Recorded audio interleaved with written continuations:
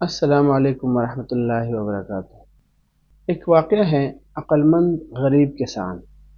قدیم زمانے میں ایک بادشاہ تھا جسے قصے کہانیاں سننے کا بہت شوق تھا۔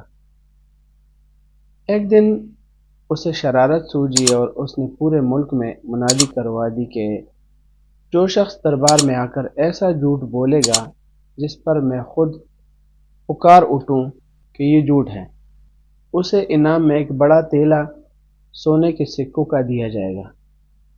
انعام کی لالچ میں بڑے بڑے قصہ گو اور درباری آئے۔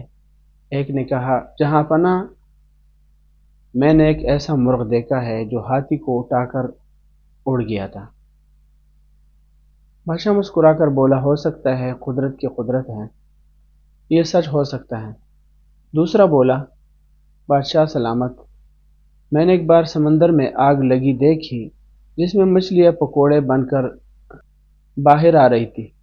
بادشاہ نے اطمینان سے جواب دیا، موسم گرم ہوگا، پانی کھول گیا ہوگا، میں اسے جھوٹ نہیں کہتا۔ بادشاہ دراصل بہت عیار تھا، وہ ہر بڑے سے بڑے جھوٹ کو ممکن کہہ کر رد کر دیتا تھا تاکہ اسے انعام نہ دینا پڑے۔ آخر کار ایک غریب کسان دربار میں حاضر ہوا۔ اس کے ہاتھ میں ایک بہت بڑا خالی مٹکا تھا۔ بادشاہ نے پوچھا کہ تم کیا سنانے آئے ہو؟ تو کسان نے بڑی سنجیدگی سے کہا، عالی جاں، میں کوئی کہانی سنانے نہیں آیا ہوں بلکہ اپنا قرض لینے آیا ہوں۔ بادشاہ حیران ہوا، کہا، کیسا قرض؟ کسان بولا، جہاں پناہ، شاید آپ بھول رہے ہیں، آپ کے مرحوم والد نے میرے مرحوم والد سے 1000 سونے کے سکے ادھار لیے تھے اور وعدہ کیا تھا کہ ان کا بیٹا یعنی آپ یہ رقم مجھے واپس کریں گے۔ میں وہی 1000 سکے لینے آیا ہوں۔ اب بادشاہ مشکل میں پڑ گیا۔ دربار بھرا ہوا تھا اور ساکھ کا سوال تھا۔ اگر بادشاہ کہتا کہ یہ جھوٹ ہے تو کسان شرط جیت جاتا اور اسے انعام کے طور پر سونے کے سکے دینے پڑتے۔